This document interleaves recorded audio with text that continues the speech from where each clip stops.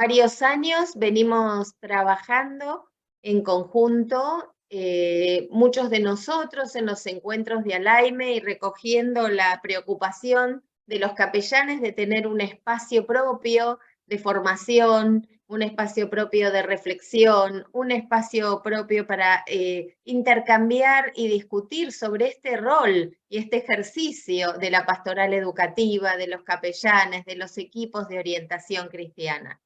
Desde hace unos años tomamos esa iniciativa, tanto Alaime como el Hub, que depende del Board de Educación Superior y Ministerio de la Iglesia Metodista Unida, para trabajar en conjunto, generando espacios que nos ayuden a dar esa respuesta. Espacios que nos encuentren, espacios que nos ayuden a pensar, que nos den fundamentos, que nos hagan preguntarnos.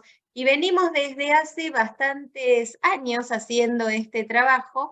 La pandemia nos dio esta herramienta que permitió que muchos capellanes, muchas instituciones educativas metodistas que no podían estar presentes en los encuentros presenciales por temas económicos, sí puedan estar presentes en estos encuentros virtuales. Y entonces venimos sosteniéndolos a lo largo del tiempo, tratando de hacer unos 4 encuentros en el año. Ya tuvimos el primero, ustedes recuerdan, y de paso vuelvo a recordarles, donde trabajamos sobre el aposento alto y estamos esperando que ustedes nos envíen las reflexiones hechas por los estudiantes, por los docentes, por la comunidad, para que tengamos un nuevo material hecho como resultado del trabajo conjunto de todas las instituciones educativas de América Latina. Otro proyecto en conjunto que hacemos Alaime, el Hub y todas las instituciones educativas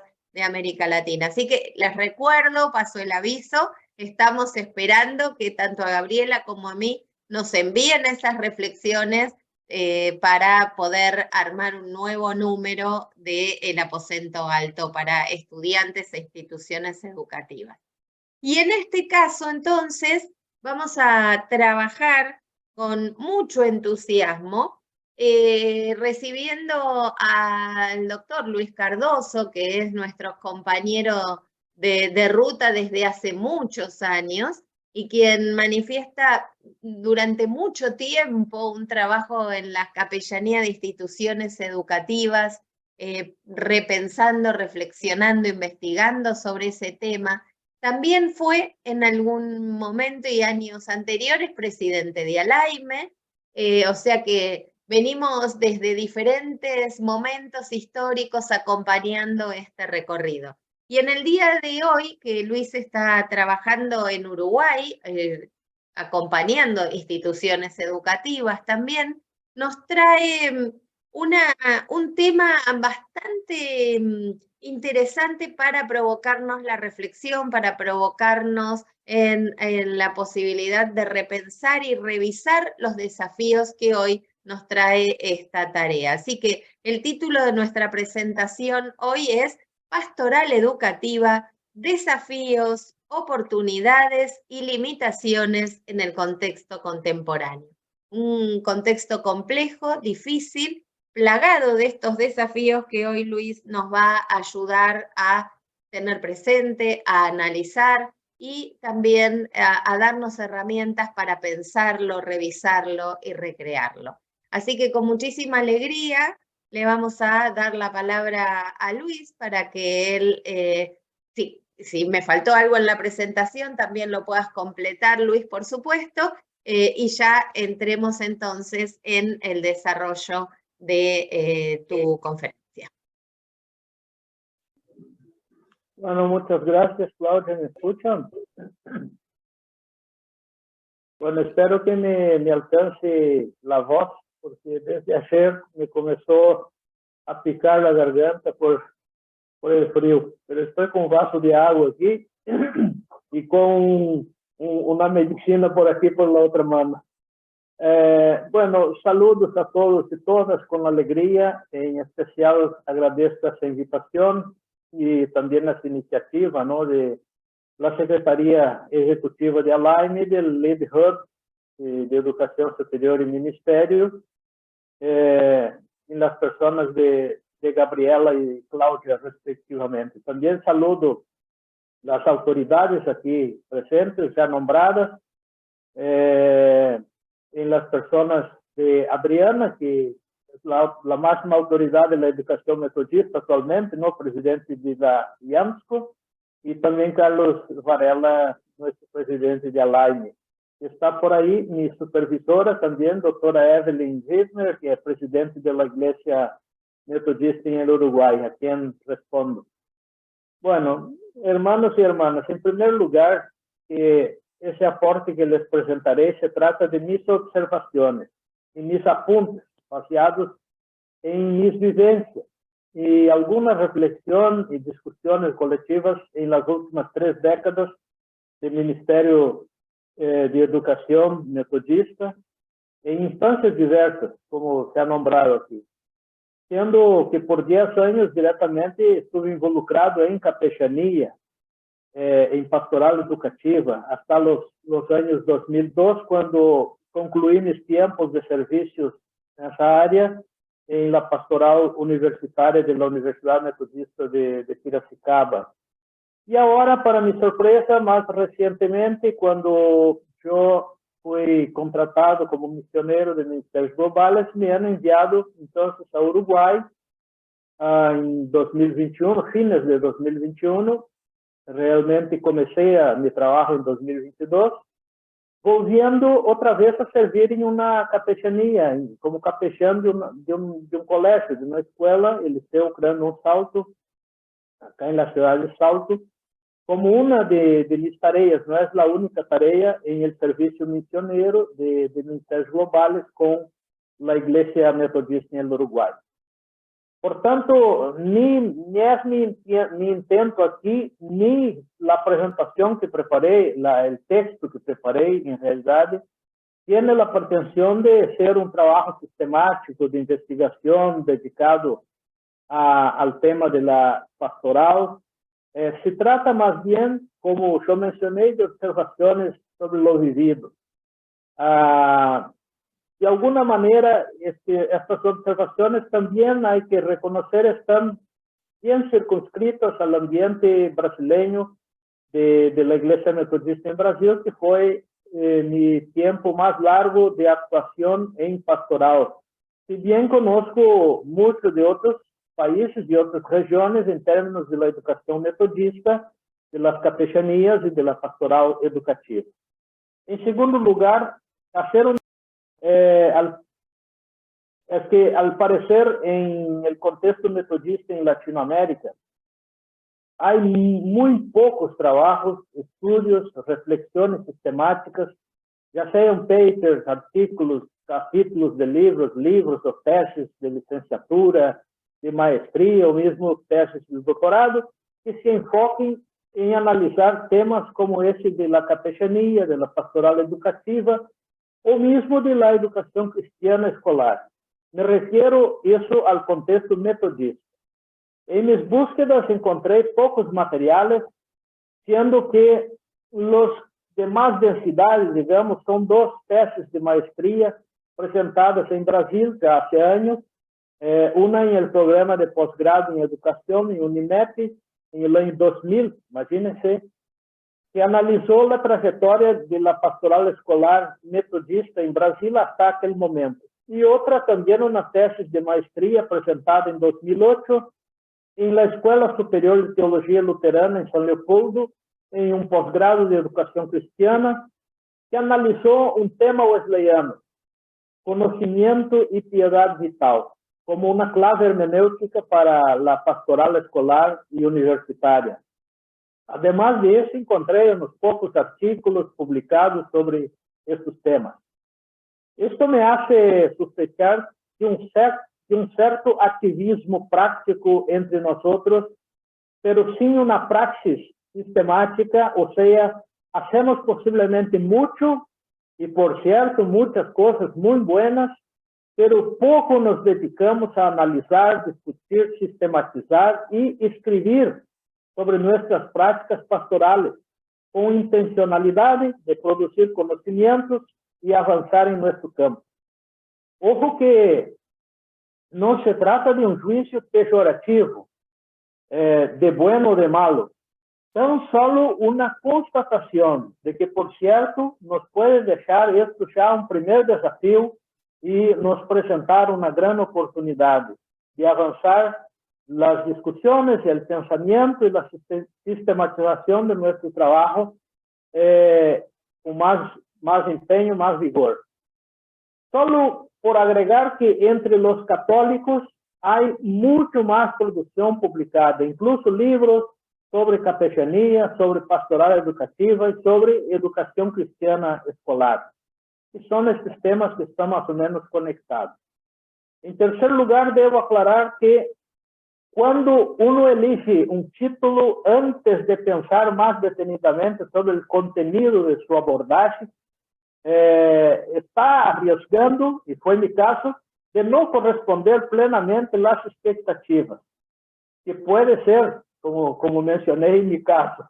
Entonces, mi intento de pensar algunos aspectos de la pastoral educativa en términos de desafíos, oportunidades, limitaciones en nuestro contexto contemporáneo, como menciona el título, puede que no corresponda tan directamente. O sea, puede que nos vamos a dar cuenta de que las cosas no son tan compartimentadas así y que a la vez un mismo aspecto analizado se constituye en una perspectiva de desafío a ser superado o de oportunidades para cambios y avances, o enfrente sus limitaciones superables o insuperables en algunos casos, a depender de las circunstancias y posibilidades que tenemos concretamente.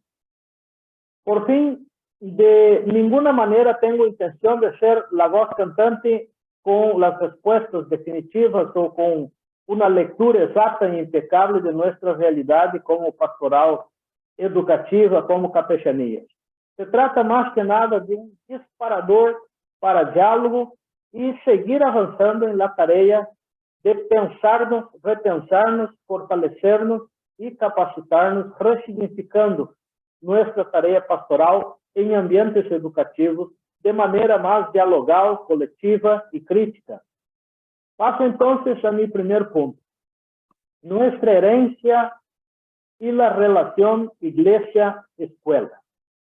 Una de las características históricas del movimiento metodista, como sabemos, es su reconocimiento sobre la importancia de la educación para el desarrollo humano, la liberación de las fuerzas de la ignorancia y de la muerte que nos esclaviza. Podemos decir que en términos teológicos, John Wesley reconocía la educación como parte integrante y fundamental del proceso de salvación mismo. Richard Reichenhatter, historiador metodista, en su texto La Santidad y la Espléndida Ignorancia, Wesley y la Educación, desarrolla una comprensión wesleyana de la educación a partir de la quinta estrofa del famoso himno de inauguración de la Kingswood School en 1748. Dice la estrofa del himno. Bueno, una traducción libre, evidentemente, del inglés original. Unir conocimiento y piedad vital, hace tanto tiempo separado. Aprendizaje y santidad combinado. La verdad y el amor, que hacen que todos los hombres vean por quienes nos entregamos.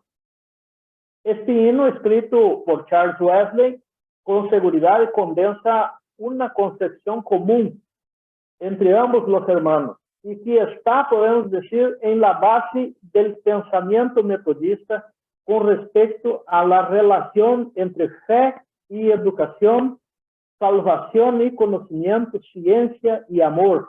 Y podemos agregar en la correlación iglesia-escuela. Según Reichenhatter,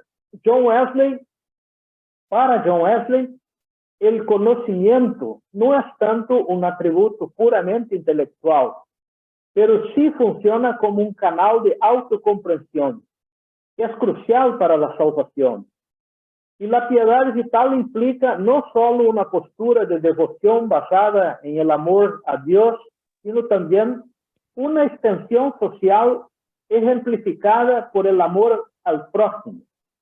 Wesley refuerza esta relación entre los dos conceptos cuando reitera la idea de que sin amor todo aprendizaje es simplemente una ignorancia espléndida. Debemos acordarnos que los Wesley fueron personas muy bien educadas desde temprana edad en la casa por la madre, Susana Wesley. La educación en la casa de los Wesley, más que una ilustración intelectual, era parte de una disciplina y de un método de formación humana y espiritual. Además de los trabajos en la casa, Susana mantenía un tiempo individual diario para cada uno de sus hijos y hijas, dedicándose muy especialmente a la tarea educativa, habiendo desarrollado un verdadero método para enseñarles a leer, escribir, calcular y observar la naturaleza para de ella descubrir y aprender. Alfabetizó sus 19 chiquilines por lo general hasta los 5 años, utilizándose de pasajes de la Biblia.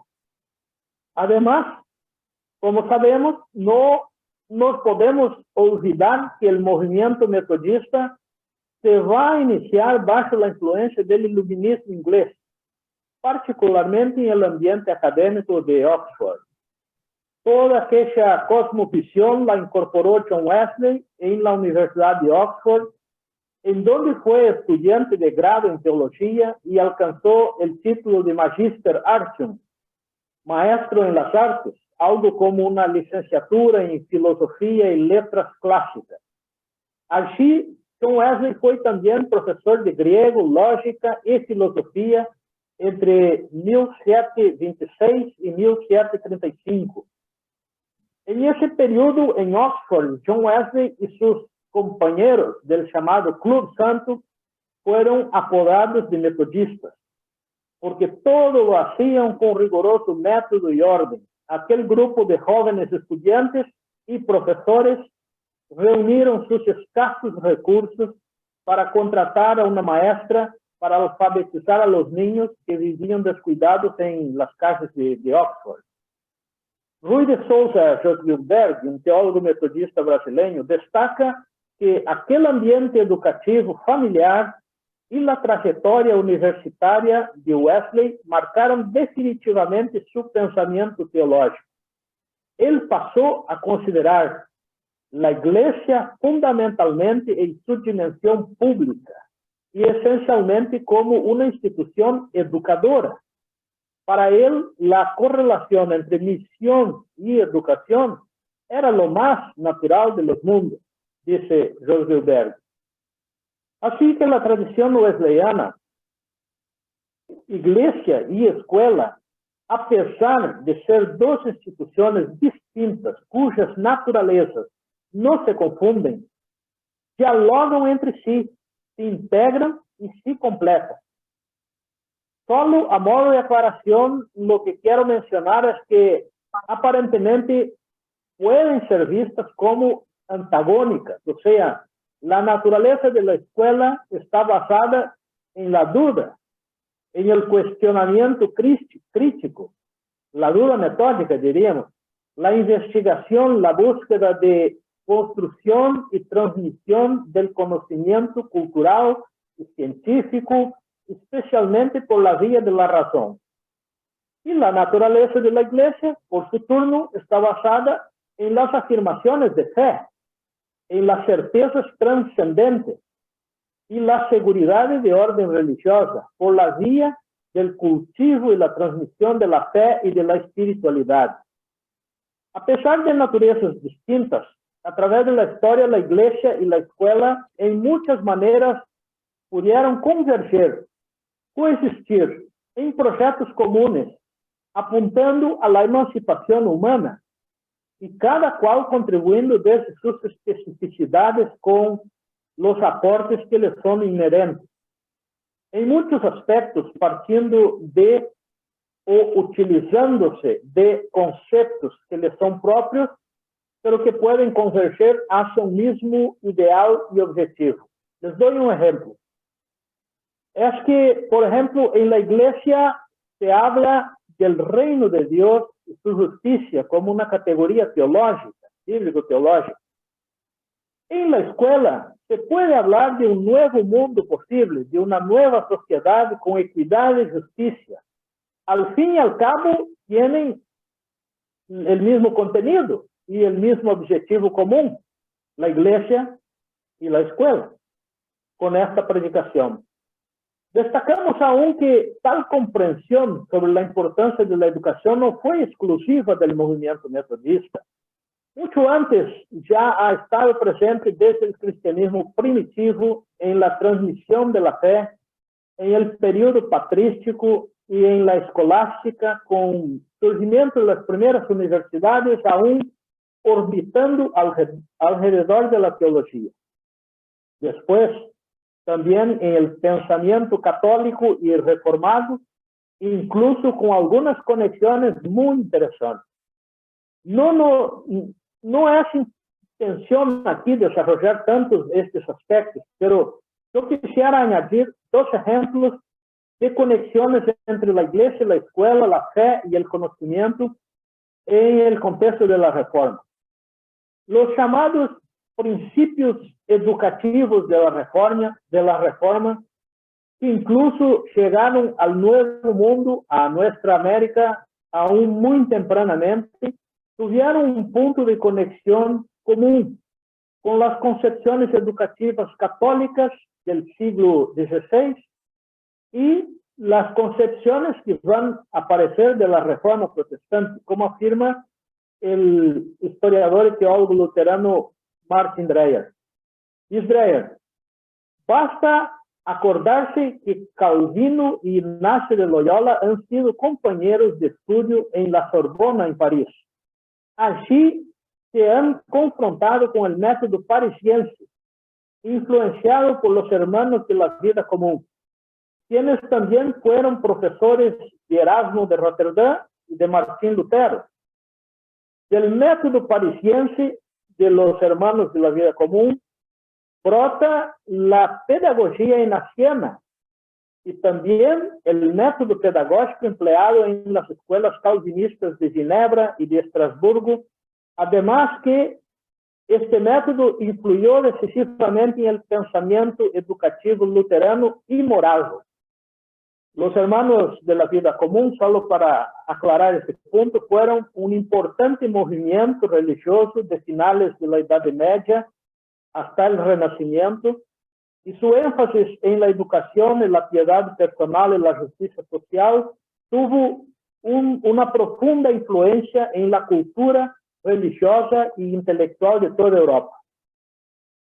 A ese aspecto, otro buen ejemplo de la conjunción de fuerzas entre fe y conocimiento, iglesia y escuela, fue la obra conocida de Jean-Amos Comenius, 1592-1670, teólogo y pedagogo moravo, obispo de la iglesia morava, seguidor del pensamiento de Jean Hus.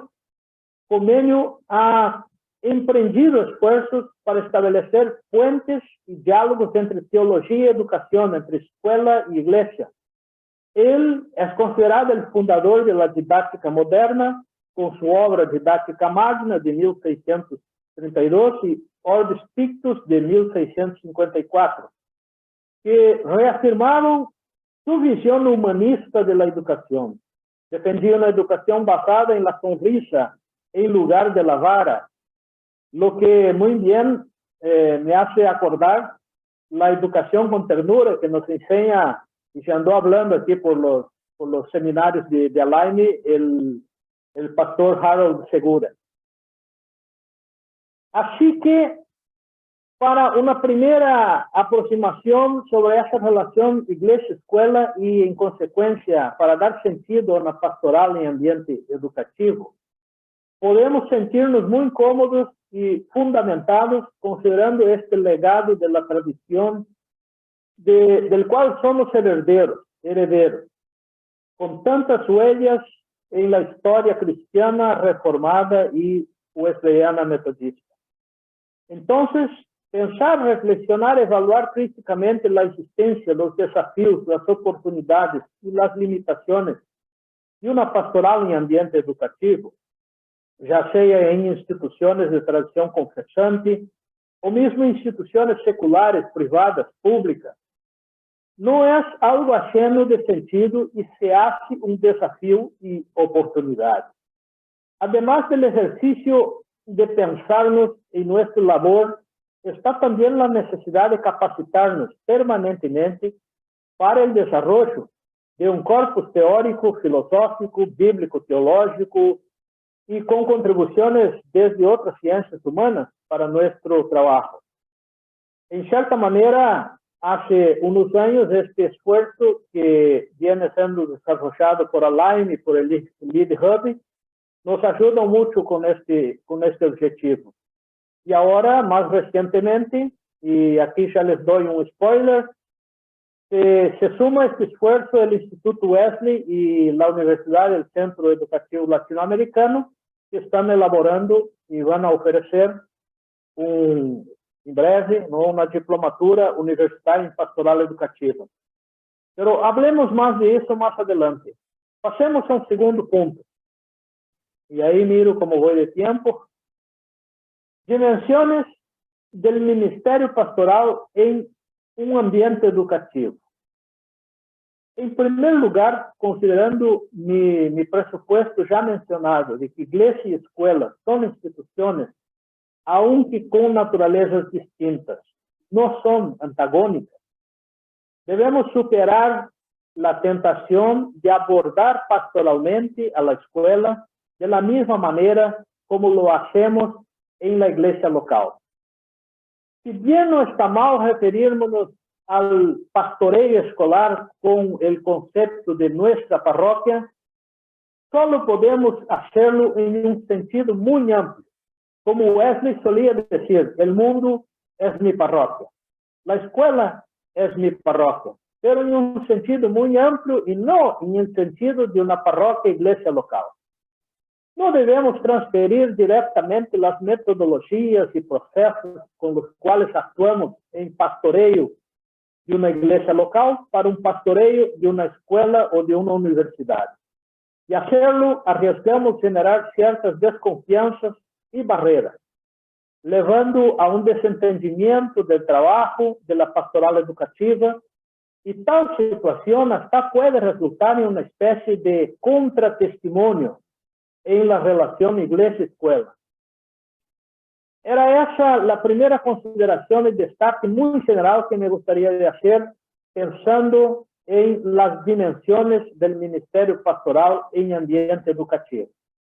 Una segunda consideración, propongo un intento de revisión crítica del sentido de llamarnos de capellanía. Ya sé que me embarco en una iniciativa compleja, dado al arraigo de esa denominación entre nosotros, incluso adoptada en legislación canónica de algunas iglesias, posiblemente. Pero más que el intento de un recambio de denominación, está la propuesta de una reconsideración del modelo y de la metodología de actuación, ampliándola. Por mucho tiempo se ha instalado entre nosotros la denominación de capellanía. Y quiero proponerles que pasemos a pensar y a referirnos en términos de pastoral. ¿Cómo me estoy refiriendo desde el título que propuse a esa conversación? Veamos un poco más. Términos como capellán y capellanía parecen haber surgido y derivado del ambiente militar, originalmente. Provienen de las palabras latinas tales como capa, capela, capelani. Cuenta una leyenda que Martín de Tours en el año 337 encontró un mendigo que estaba muriendo de frío en la puerta de la ciudad, y él no dudó en sacarse de encima su capa de soldado romano, partir al medio y acobijar a aquel pobre. Al hacerlo, aclaró que no podía dársela por entera porque la capa pertenecía al ejército romano, al cual él servía como soldado.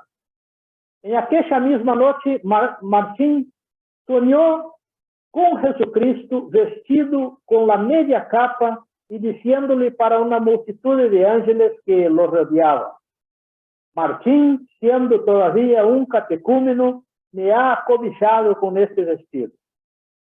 Este sucedido lo llevó a Martín a dejar el ejército en 356 para dedicarse exclusivamente al servicio cristiano.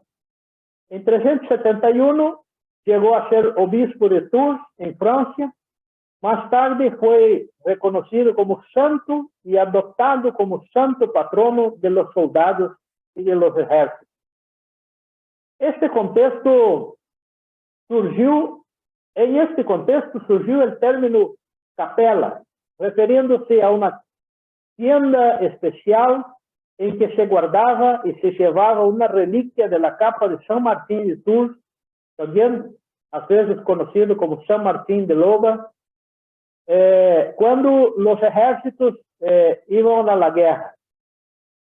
Una curiosidad adicional, y aquí abro una curiosidad entre comillas, porque, por cierto, los argentinos aquí saben mucho mejor que yo de ese tema.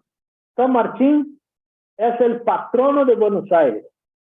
Resulta que Juan de Garay y los primeros miembros del Cabildo se reunieron el día 20 de octubre de 1580, unos meses después de fundada la ciudad de Buenos Aires, para darles un santo y protector y patrono, y la suerte recayó sobre San Martín de Tours. Así que tiene algo en común ahí. Si bien diferentes fuentes atribuyen versiones diferentes para el origen del término capellani, incluso volviendo a la Roma antigua y pasando por el reinado de Carlomagno y por el periodo de los reyes merovingios y carolingios del siglo VIII, los cuales nombraban ministros clérigos llamados capellanos para custodiar las reliquias sagradas, rezar las misas y administrar los servicios religiosos en los palacios, y la versión de que también hacían como esta capellanía para el ejército y los soldados. Pero más reciente versión es una que circula en la Enciclopedia Británica, que menciona Francia en el siglo XVIII, cuando se había tomado costumbre llevar una reliquia, que era precisamente la capa de San Martín de Tours, conservada por el rey, y mantenerla en el campamento militar en los tiempos de guerra como un señal de, entre comillas, ¿no?, de buena suerte. Dicha reliquia, además de ser mantenida en la capela, de ahí capilla, quedaba bajo la custodia de un sacerdote que oficiaba la misa y daba el asesoramiento espiritual a las tropas de soldados, a quien se les llamaba por el título de capellán, de ahí capellán. La idea avanzó y aún en tiempos de paz, la capilla y el capellán tuvieron presencia en el Reino de Francia con tales funciones especialmente dedicadas a asesoramiento espiritual del ejército real. Bien.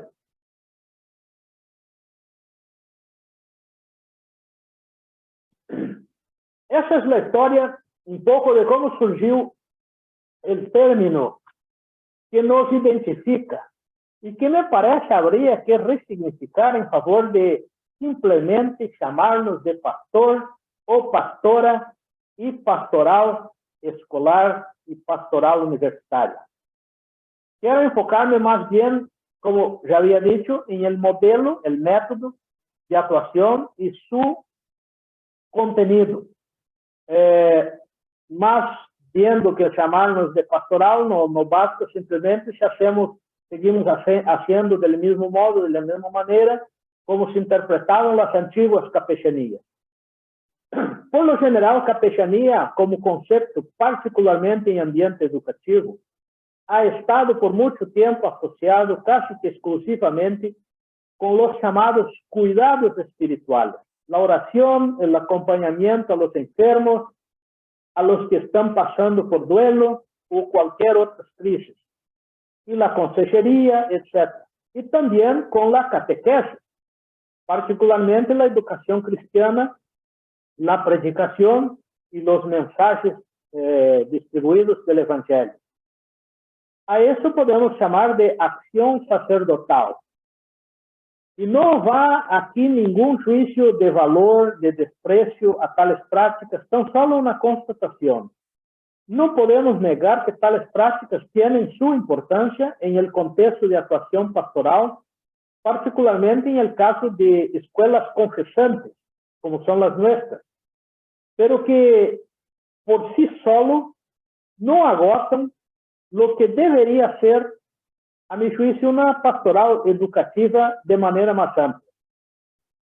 Por lo tanto, me parece que quedarse solo con el énfasis más restringido en servicios o acción sacerdotal conlleva el riesgo de seguir, en cierta manera, viendo y abordando la escuela como la parroquia, iglesia local, limitándonos así en nuestra actuación pastoral, particularmente considerando los desafíos que nos trae el ambiente educativo escolar y universitario, cuya naturaleza, como ya hemos dicho, es distinta de la naturaleza de la iglesia.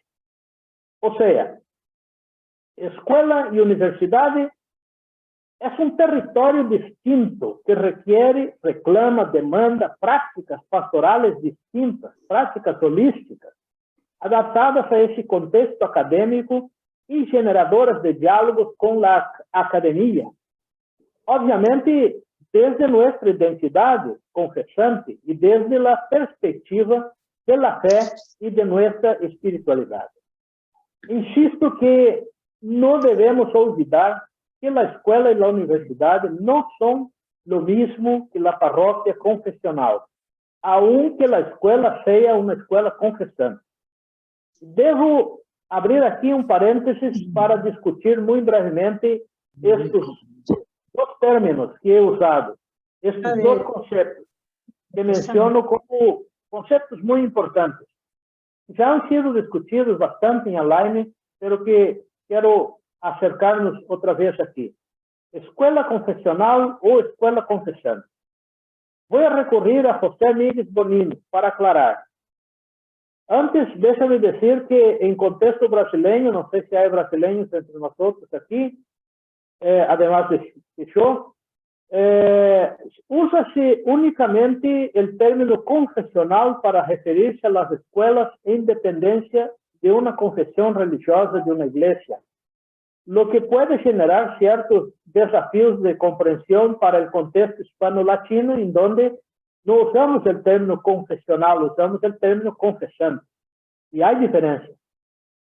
Ya que en nuestro contexto, entonces, especialmente, como había dicho en Alaine, se han nucleado esfuerzos hace muchos años de hacer esta gira al término confesante para caracterizar nuestras escuelas.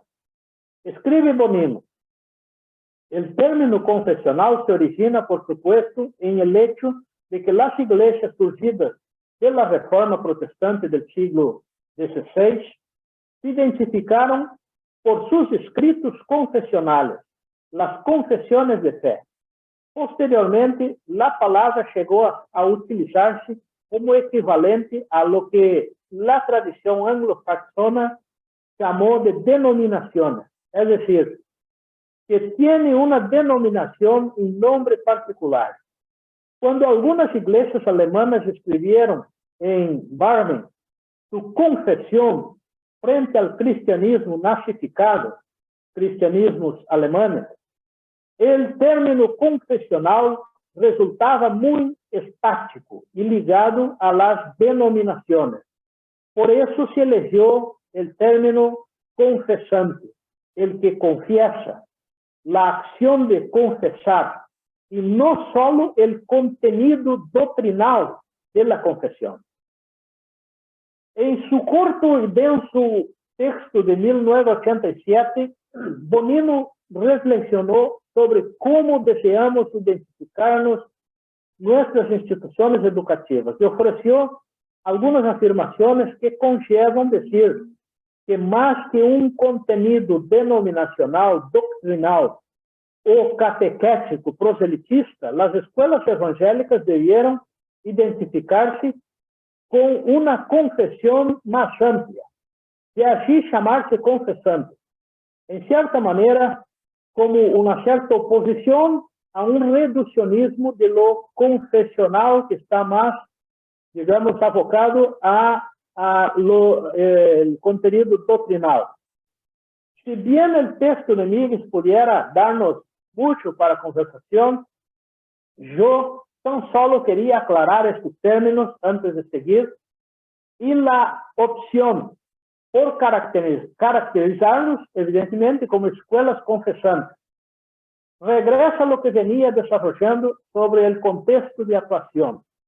En mi sugerencia de ampliar el concepto de pastoral educativa. Hay un teólogo luterano llamado Manfred Wax que destaca lo siguiente en relación a esa correlación iglesia y escuela, fe y educación, pastoral escolar y escuela. El contexto no puede ser visto solo como un espacio geográfico o estructural, sino como una perspectiva de analizar la realidad e interpretar los fundamentos que determinan una pastoral escolar. El contexto es marco de análisis y de dirección de la acción tanto en el campo del conocimiento teológico como pedagógico. Es, por tanto, decisiva para la hermenéutica que establece los paradigmas de la reflexión y de la práctica. El contexto de la pastoral escolar es la escuela, la universidad. La mirada hermenéutica se da sin excluir el para la, en la, desde la escuela, desde la universidad. Esto quiere decir que el análisis se desarrolla desde el lugar en donde se encuentra el sujeto y el objeto cognoscente y cognoscible. Esa perspectiva implica en un redireccionamiento de la interpretación, tanto de las Sagradas Escrituras como de la eclesiología, de las relaciones y de las estructuras religiosas. La dimensión educativa y, en consecuencia, la reflexión pedagógica es inherente a la escuela y a la universidad. Es parte de su esencia. Sin la pedagogía, la escuela deja de ser escuela y se convierte en una institución sin fines educativos. Por ello, las finalidades, contenidos y relaciones personales en la escuela se orientan hacia el proceso educativo. En el contexto escolar, las manifestaciones religiosas y la búsqueda de la trascendencia también deben estar permeados y orientados por mediaciones pedagógicas y educativas. Desconsiderar el contexto pedagógico y educativo para una presencia pastoral en la escuela es un gran error, un riesgo, un peligro de construir una perspectiva desde una base inestable y equivocada. Ese es nuestro gran desafío para ejercer una pastoral en ambiente educativo. Si bien es cierto que nos acercamos a la escuela a partir de la teología y de la fe, es necesario tener en cuenta de no violentar el contexto escolar que por su naturaleza parte de las dudas, de los cuestionamientos, lo que significa decir que no puede dialogar con una teología y una fe dogmática y que reafirma sus verdades encima de otras opiniones, de otras posturas y pensamientos. Para lograr esto, debemos ser conscientes de establecer puentes de diálogo desde una clave hermenéutica acertada, que considere el contexto como nos referimos y como se refiere el texto de Watts. Por lo tanto, un primer desafío que les presento es el de redimensionar nuestra estructura mental muy vinculada con una eclesiología parroquial de la Iglesia, para una visión más abierta y abarcadora de lo que podemos llamar la gran parroquia, que es el mundo, que es la escuela, que es la universidad. Un segundo gran desafío es comprender que en la escuela coexisten una realidad plural en términos religiosos. O sea, la escuela por su naturaleza abierta puede sobresalir un ambiente multireligioso, ecuménico, pluriideológico. En tal ambiente debemos evitar un enfoque proselitista, un enfoque dogmático, doctrinal, y debemos esforzarnos por establecer puentes a través del testimonio de nuestra fe, pero un testimonio de una fe abierta a dialogar, una fe dialogante. ¿Qué quiero decir con el testimonio de la fe? Nuestra acción misionera a través del testimonio de la fe debe ocurrir en una perspectiva dialógica, con respecto a la diversidad de expresiones religiosas e ideológicas, aunque a la vez estemos identificados con nuestra confesión, sin imponerla a nadie, esforzándonos por descubrir puentes de contacto, entendimiento mutuo y mutua cooperación, particularmente en lo que sea esencial. Aquí vale lembrar la máxima wesleyana recogida del pensamiento agustiniano: en lo esencial unidad, en lo no esencial liberdad, en todo amor, caridad. O dicho de otra manera más directa: pensar y dejar pensar.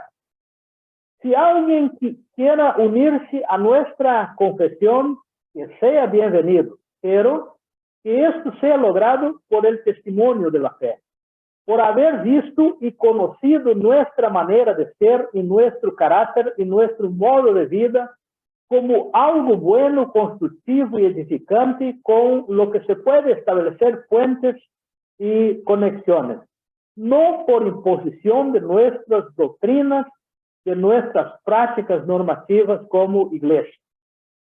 Un tercer desafío está en tener claridad sobre las funciones y atribuciones mismas del pastor o de la pastora o de los agentes de pastoral en la escuela, en la universidad. En la mayoría de los casos llamados de capellán, capellana, y en otros casos de coordinador de pastoral. Debemos evitar ser confundidos con las atribuciones de otros profesionales en la escuela. El capellán, si bien en muchos contextos posee la potestad de cierta representación de la institución iglesia en la escuela, en la universidad, debe considerar muy bien lo que esto significa, implica y permite, y cómo manejarse con ello sin confundirse con una instancia de dirección o cualquier otra instancia de gestión en la escuela. En ese sentido, debe evitar una tentación muy común, que es de comportarse, yo voy a usar aquí una figura de lenguaje, una metáfora, comportarse como un elefante en tienda de cristales. Por usar esa imagen que puede remitirnos a algo truculento, a algo que genera daños más do que contribuciones. Aunque en muchos casos estamos presentes como miembros de la junta directiva de las instituciones y en los colegiados internos de la institución, saber y guardar nuestros límites es parte de la sabiduría pastoral necesaria para llevar adelante nuestra misión en la escuela. Necesitamos tener en cuenta que la pastoral debe elaborar también su planificación, discutirla y someterla a las instancias internas de la escuela, posiblemente en muchos casos elaborar y discutir su presupuesto de trabajo, que será integrado al presupuesto de la institución. Debemos evitar a todo costo actuar al improviso sin saber cuáles son nuestros objetivos y metas para el mes, para el semestre o para el año. No hay vientos favorables para marinero que no sabe a dónde va. Ya nos enseñaba Séneca. Lo mismo sirve para el Departamento de Educación Cristiana. En todo esto fundamental está el aprimorarnos en nuestras herramientas de liderato y de comunicación del servicio de la pastoral. Conectado también con este desafío está la necesidad de aprender a relacionarse con las jerarquías de la escuela y con los demás entes, empleados, docentes, estudiantes en la escuela, cumpliendo siempre nuestras responsabilidades en una institución que posee protocolos, reglas, normas propias, sin caer en la tentación de creerse con ciertos privilegios que nos diferencian de los demás miembros de la comunidad y de los demás empleados por nuestra condición de pastoral de la iglesia presente en la escuela. La pastoral debe sí ser respetada por lo que es, por su testimonio de la fe y su apertura al diálogo amplio, no por su aparente poder o pertenencia a la denominación. Y eso puede ser costoso de lograr y fácil de destruir. Evidentemente que es necesario en muchas situaciones defender posiciones, ejercer una voz profética, ejercer una conciencia crítica, que incluye la denuncia de las injusticias y el anuncio y el llamado al arrepentimiento y al cambio. Pero asimismo hay que hacerlo con firmeza y con ternura, quizás en algunos casos endurecerse, pero sin perder la ternura, para usar una expresión conocida. Y destaco que en mi comprensión la pastoral debe ocuparse de estas dos dimensiones a la vez, la dimensión sacerdotal y la dimensión que yo llamaría de profética, que significa ejercer la conciencia crítica de la realidad con independencia y ofrecer su voz a los que no tienen voz. En muchas ocasiones esto es necesario. Un cuarto desafío es la permanente necesidad, yo diría obligación, de mantener aprendizaje, reflexión y actualización teológica, pedagógica, conjuntural y cultural. Eso es un proceso que debe mover y fundamentar nuestro quehacer pastoral, especialmente porque estamos en un contexto educativo, no que en el contexto de la iglesia local eso no sea necesario, también es necesario, pero mucho más para nosotros que estamos día a día conviviendo en un ambiente académico. El gran desafío es establecer y desarrollar la correlación entre la teología, que nos debe ser inherente, con la pedagogía y las demás áreas del conocimiento, las ciencias que transitan el ambiente académico, escolar y universitario. Me atrevo a decir que idealmente debiéramos desarrollar pastorales pensantes, investigativas e inovadoras, en sentido de esforzarnos por descubrir y alimentar canales de diálogo con otras áreas del conocimiento, generando así aprendizaje propio, crecimiento y relacionamiento para fortalecer nuestro trabajo. Sin embargo, sabemos que muchas veces caemos fácilmente en un activismo de reuniones, tareas y eventos, que de tal manera que se nos quitamos los espacios y tiempos para la lectura, el estudio, la reflexión teórica, la investigación, el aprendizaje continuado, la escritura de nuestras experiencias.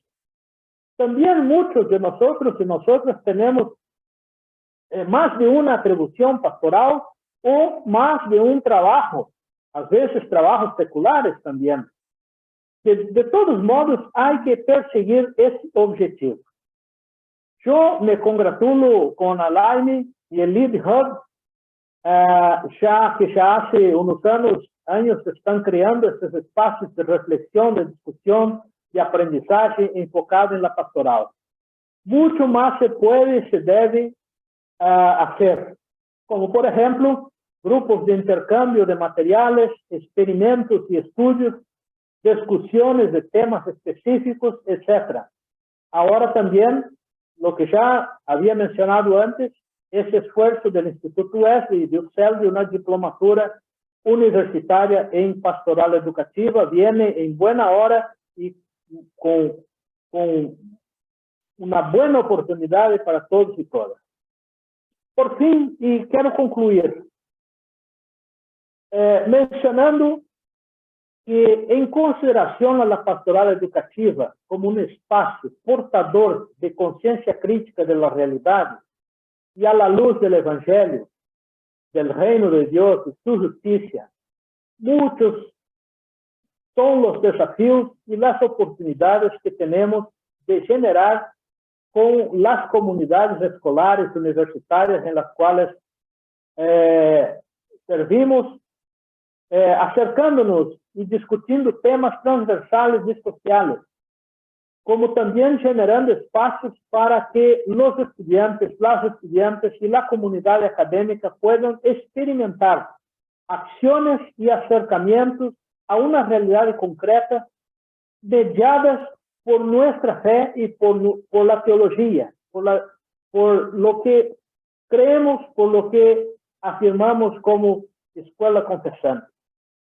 Voy a enumerar simplemente de paso, porque no nos va a dar el tiempo para desarrollar más, algunos temas y cuestiones contemporáneas que considero de extremada importancia y relevancia para el trabajo de una pastoral educativa, con una intencionalidad de acercamiento, sensibilización, aprendizaje y generación de compromiso transformador, particularmente con las nuevas generaciones, que de alguna manera queremos influenciar para una conciencia crítica, una nueva conciencia de la realidad, y un compromiso con la justicia, con la democracia, con la ética basada en el amor.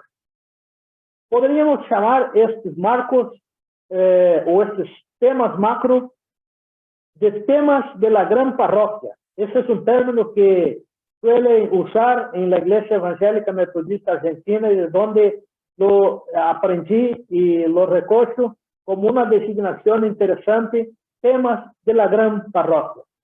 De manera general, podríamos casi que podemos resumir estos temas si echamos un vistazo a los Objetivos del Desarrollo Sostenible, las ODS de la ONU, la Agenda 2030, que son 17 puntos integradores de casi todas las grandes problemáticas sociales de nuestro tiempo.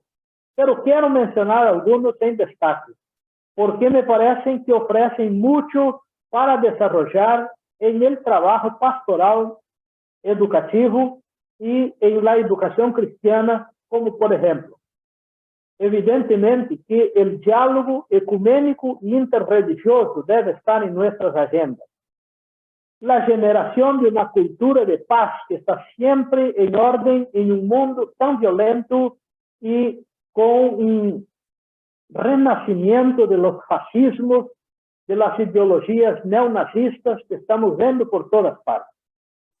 Democracia y ciudadanía, medio ambiente, ecoteología y justicia climática, derechos humanos que abarcan una serie, una diversidad de temas como diversidad, equidad y justicia de género, nuevas conformaciones de la familia, diversidad cultural y étnica, las crisis migratorias y la xenofobia que enfrentan muchos de nuestros países, las crisis del hambre y de la pobreza, los avances de la tecnología, de las tecnologías de información y comunicación asociados a este tema del momento, que es la inteligencia artificial, que ya nos afecta como escuelas, como universidades, de diferentes maneras, es también un tema que se debe discutir y pensar teológicamente.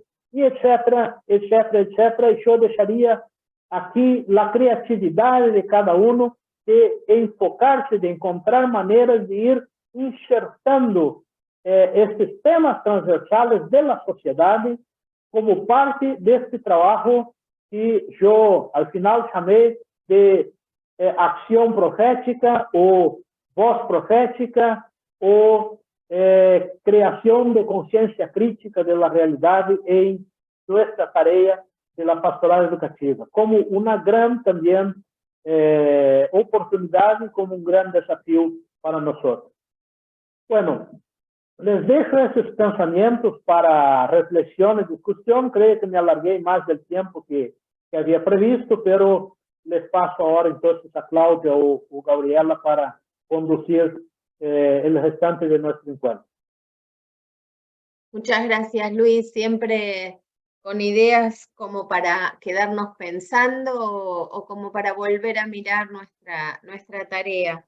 ¿Tenemos una posibilidad de algún comentario, de algunas preguntas, de alguna reflexión?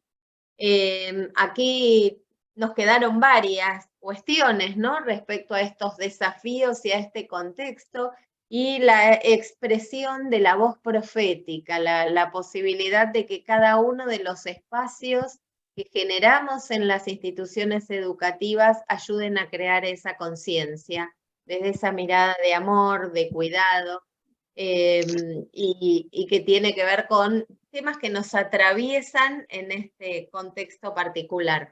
Tenemos unos minutitos para preguntas, para comentarios. En el chat están apareciendo algunos agradecimientos, pero si alguien quiere hacer alguna pregunta o alguna reflexión, aquí aparece en el chat una pregunta.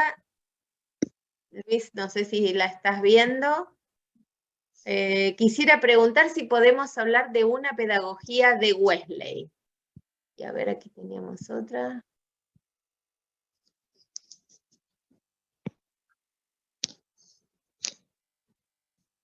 No se pierdan el chat, que hay ahí algunos comentarios que ayudan al seguimiento. Una pregunta, Luis, que tenemos allí es si podemos hablar de una pedagogía de Wesley.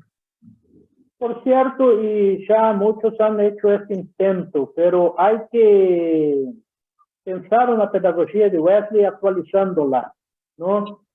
Si leemos el modelo de educación de Susana Wesley, Susana escribió una carta para John Wesley cuando él estaba ya como profesor en la Universidad de Oxford y le envía este método de educación o esta pedagogía que ella había desarrollado para la educación en la casa. Nos vamos a poner en piel de gallina o vamos a parar nuestros pelos, ¿no? Porque es una cosa muy aparentemente conservadora, muy, digamos, represiva, está en cierto punto, si miramos del punto de vista de hoy. Entonces, pensar una pedagogía de Wesley sí es posible, pero hay que pensarla críticamente, actualizándola a nuestra realidad de hoy. No nos olvidando que Wesley era un hombre del siglo XIX, aunque que tenía mucha apertura, era un hombre intelectual del siglo de las luces, etc., pero él estaba en el siglo XVIII, mejor diciendo, ¿no? Estaba en el siglo XVIII. Y no podemos exigir de Wesley ciertos avances que tenemos hoy en nuestro pensamiento y en nuestra sociedad. Entonces, pensar es posible, pero hay que pensar críticamente y actualizar. Tenemos otra pregunta en el chat también que nos hacen desde Chile, donde nos preguntan, a ver, disculpen que se corrió el chat, si en un proyecto metodista es necesario especificar que se entrega una educación cristiana metodista wesleyana o si eso sería tautológico. Bueno, les voy a dar mi opinión muy personal, pero eso es muy discutible, ¿no? es evidente que como una escuela confesante metodista, algún contenido metodista, y ahí planteamos, por ejemplo, todos los meses de mayo enseñamos la historia de Wesley, el pensamiento de Wesley, y retiramos de la esencia del pensamiento wesleyano cosas que nos sirven para hoy y que nos motivan para hoy, que nos enseñan para hoy, y trabajamos, evidentemente que sí. Pero lo que no podemos es imponer los usos y los costumbres, las doctrinas del pensamiento más, digamos, eclesial de Wesley para la escuela. Eso no. A mi modo de ver, sería un peligro pensar que los estudiantes que vengan a nuestras escuelas son todos alvos de transformarles en metodistas. No. Si los transformamos en buenos cristianos, en buenos ciudadanos, ya es un gran logro. Muy bien.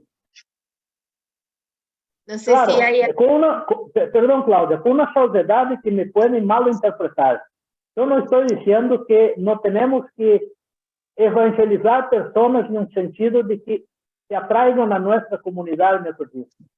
Pero yo ya decía en mi presentación, que nos miren en nuestro testimonio de la fe, como acontecía, como ocurría en Hechos de los Apóstoles, ¿no? Se dice que la gente miraba cómo era la comunidad, cómo eran los cristianos, y se encantaba, y por eso se unía a ellos, ¿no? Porque sentía que tenían algo bueno. Pero eso no es, digamos, algo que se puede hacer del día a la noche. Es una vivencia, es un modelo que se va desarrollando a lo largo del tiempo de convivencia en nuestras escuelas. Es interesante notar que en las escuelas metodistas, en la mayoría de los países ocurre lo mismo, ¿no? Hay mucha gente que no es metodista, que pasó por una escuela metodista y que sale y dice, yo soy metodista, ¿no? ¿Por qué? Porque llevó los valores, ¿no? Porque llevó la mentalidad, porque se conectó con eso, ¿no? Para mí esto ya es un gran logro. Muy bien, aquí hay otro comentario en el chat en el que refieren que deberíamos tener el diálogo como elemento fundamental para eso. Y pensaba, no sé si tenemos algún otro comentario más. No estoy viendo manos levantadas, alguna reflexión. Escuchaba recién en la última aclaración que hacía Luis, cuando decía que nos tienen que ver por nuestro accionar, por nuestra forma de actuar. Y algo interesante es que las instituciones educativas son instituciones que tienen que tener eso presente desde el momento en que se abre la puerta hasta el momento en el que se cierra. Es un momento largo durante el día en el que nos pueden mirarnos y ver cómo actuamos, qué decisiones tomamos, cómo aplicamos cualquier tipo de medidas, nuestro compromiso con la enseñanza. O sea que es un esfuerzo interesante el que desde las instituciones educativas tenemos que hacer, y los equipos de capellanía o de pastoral tienen que tener en cuenta. Veo una mano levantada. Dora, ¿querías decir algo? Buenas tardes a todos. Los retos de los que nos está hablando el Pastor Luis, los hemos tomado muy en cuenta aquí en las instituciones educativas Palmore, precisamente haciendo una retrospectiva o una retroalimentación de lo ocurrido en este ciclo escolar. Para mí es el primer año, pero sí impacto el pensamiento y la idea que tenemos con todo lo que acabamos de escuchar. Estamos por implementar lo que es una educación transversal, el conocimiento de la pastoral educativa, en donde nuestro perfil de egreso es que tengan o se lleven los chicos los valores y los principios bíblicos, sean creyentes o no, sean simpatizantes de nuestra doctrina o no. Sin embargo, el que nosotros logremos que ellos se los lleven al egresar de nuestras escuelas es para nosotros una satisfacción del deber cumplido, y que ellos en su momento en cualquier circunstancia ellas puedan echar mano y recordar de lo que se llevaron en el paso que tuvieron aquí por las aulas de este colegio. Entonces ese es nuestro reto, el empezar de esa forma y el que nosotros podamos abonar y estar en la misión de Dios, haciendo nuestra aportación, y que en su momento nosotros podamos, cuando allá se pase lista, pues no presentarnos con las manos vacías, sino el haber hecho lo que teníamos que hacer. Muchas gracias, Luis. Muchas gracias. Muchas gracias, Dora. Tenemos entonces, antes de que tenemos algunas personas que se están yendo y antes de perder algunos de los participantes, esto que Luis spoileó cuando empezó su conferencia, nos gustaría que tengamos la posibilidad de que todos tengan esta información. UCEL está haciendo una propuesta, una oferta interesante para trabajar sobre la pastoral educativa y los equipos que trabajamos en estas áreas en las instituciones, y tanto el AIME como el Lead Hub está acompañando también como forma de dar respuesta a estos pedidos. Así que si les parece, le vamos a pedir a Fabián, que nos está acompañando, que es vicerrector de UCEL, que nos pueda contar un poquitito qué es lo que la universidad está pudiendo ofrecer en este recorrido, tomando las preocupaciones, los intereses y los temas que estamos debatiendo y preocupados en este espacio desde hace bastante tiempo. Fabián. Buenas tardes, muchas gracias. Gracias, Luis, por la presentación del tema. Bueno, y gracias a Claudia y Gabriela por acompañar y auspiciar, digamos, esta propuesta, que quizás para ser un poquito más breve en la propuesta, si me permiten, y están viendo, la comparto desde este lugar, justamente lo que planteaba un poco Luis, una pastoral educativa, y estamos proponiendo una diplomatura de 4 meses que comenzaría el 10 de agosto próximamente. Comenzaría para que pudiéramos tener una preparación más acabada en esta temática. Es una propuesta de 4 meses donde hay profesores de distintos países y con una temática que creo que puede ayudarnos a mirar la pastoral educativa desde distintos lugares. Voy a, digamos, como plan de estudio, lo que estuvimos trabajando y en la propuesta es una fundamentación bíblica teológica, donde allí estaría Pablo García y Miguel Ulloa en esas materias. Luego las perspectivas pedagógicas, quien estarían acompañando allí como docentes justamente es Claudia y Gabriela, Claudia Lombardo y Gabriela Maya. En las perspectivas pastorales estaríamos acompañando en esas materias Mariel Pons y quien habla, y en los contextos socioculturales, en la parte más del núcleo antropológico, nos estaría acompañando María Laura Tolú, en sociología Felipe Rojas, y en el núcleo político-económico el pastor capellán Luis Vázquez. Terminando el 5.º módulo, con quien tuvo la exposición en la conferencia de hoy, con el doctor Luis Cardoso.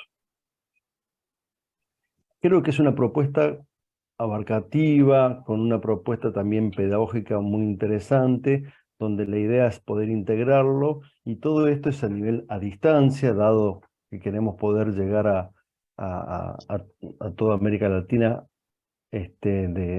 acompañando este proceso de los desafíos que se tienen en este tiempo en relación a nuestras instituciones educativas. La propuesta es un encuentro sincrónico semanal, más un soporte por plataforma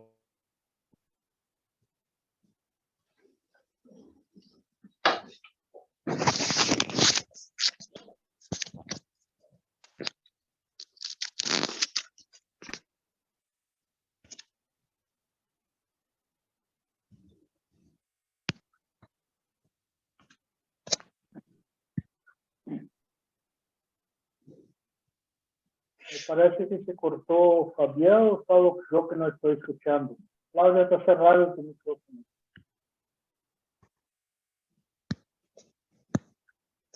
Está cerrado, Cláudia, no se escucha.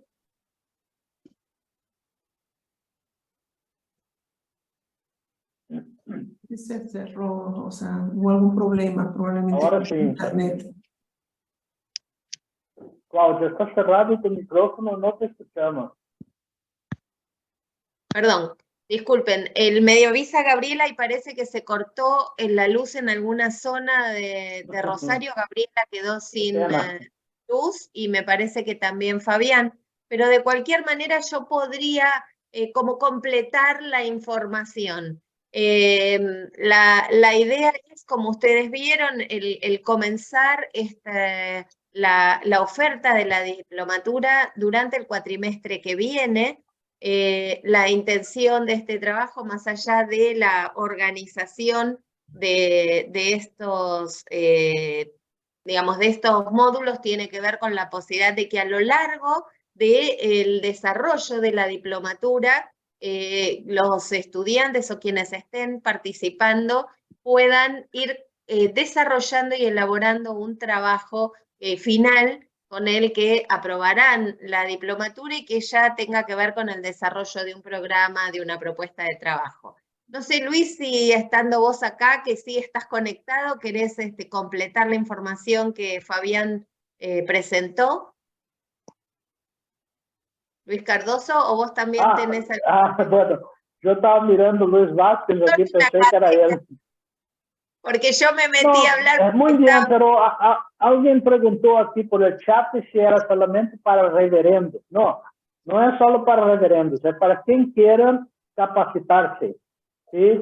Y la idea es un primer curso más generalista, ¿no? Más general. Después podrán venir otros con más enfoques, digamos, específicos. Acá no se da tanto enfoque en la educación cristiana, por ejemplo, es un tema que posiblemente haya interés, ¿no? Y la otra cosa es que Fabián, no sé si llegó a mencionar que la condición para matricularse en el curso es que tenga secundaria completa, solamente esta, ¿tá?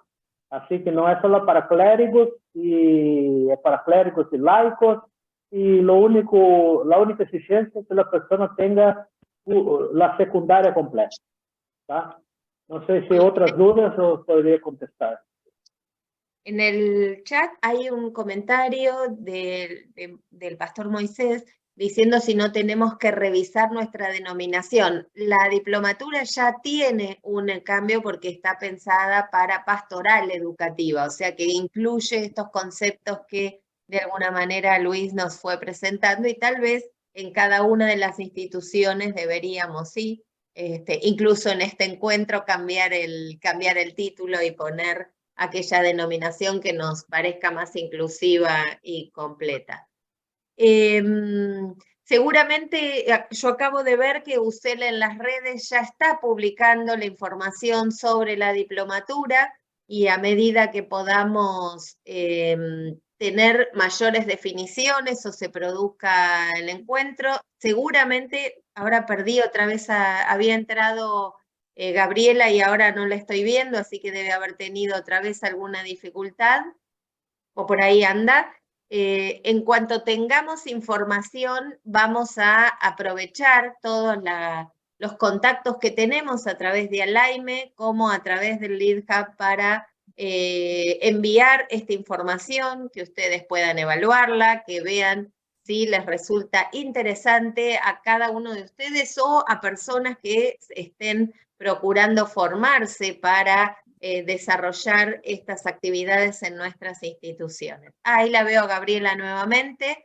Gaby, no sé si querés agregar algo, decir algo más. Estaríamos ya cerrando. Sí, sé que es un corte grande.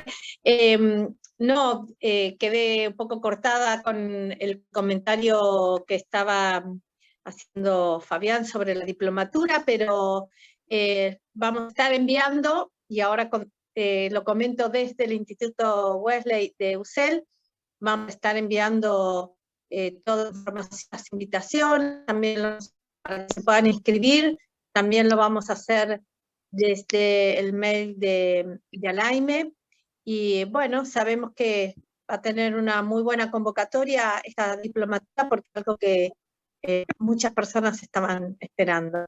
Queremos agradecer la presencia de cada uno de ustedes, este tiempo que toman, esto que ya comienza a ser un clásico entre Alaime y el HUB, que son los encuentros de capellanía o de pastoral educativa. Vamos a ver qué decimos, ¿no?, al respecto.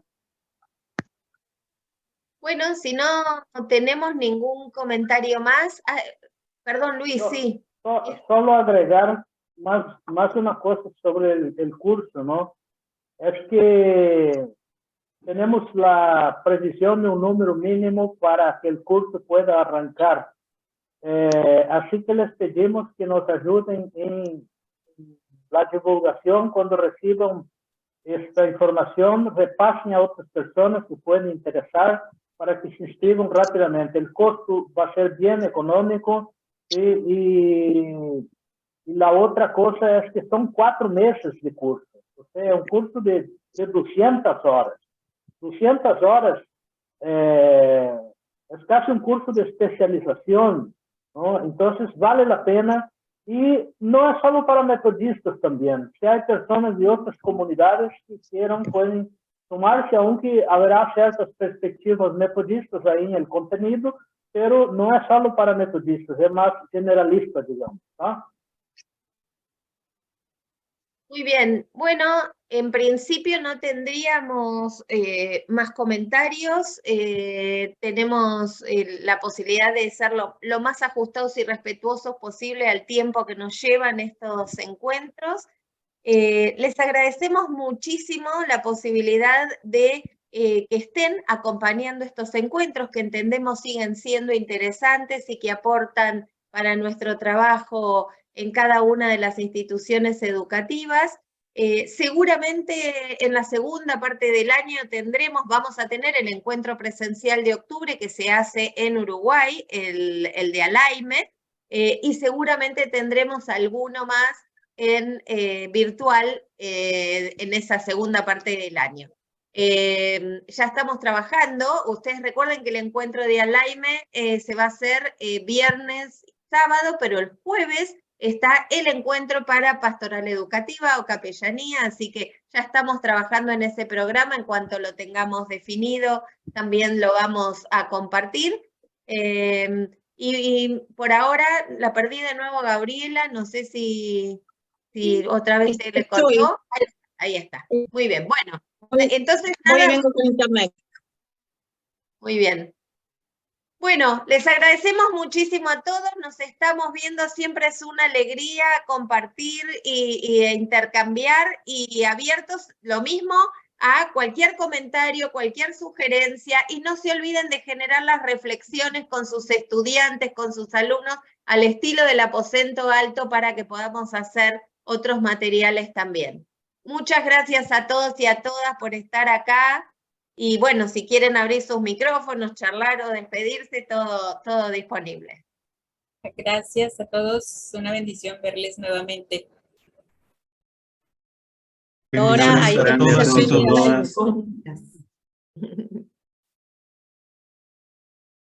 Bien, bendiciones a todos. Claudia, por favor, guarda el chat.